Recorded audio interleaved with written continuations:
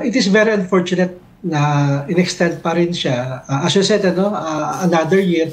Pero yung lower tariff been there for the past 3 years. And ang sinasabi natin, yung data mismo ng government would show na hindi naman bumaba ang presyo ng baboy, manok, bigas for the past 3 years. Okay. Which is the very basis of the EO50 na bababa raw ang presyo. So, again, tingin natin dito, nape-penalize ang producers and consumers. And again, yung mga importers are being rewarded with low tariff. Yung sa drought and dry spells sa El Nino, it's a global phenomenon. Lahat naman naapektuhan yan. Ang tanong nga natin, bakit lagi tayo ang solution is to import? Why can't we support local production, boost local production, para pag may dumating na mga pandaigdigang phenomenon like itong El Nino, makakasurvive tayo. Kasi countries katabi lang natin like Thailand and Vietnam, they're coping. Even Malaysia and Cambodia, would you believe?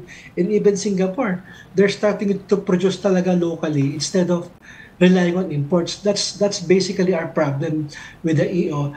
Lagi niyang pinopromote, encourage ang importers and di-discourage ang local producers natin.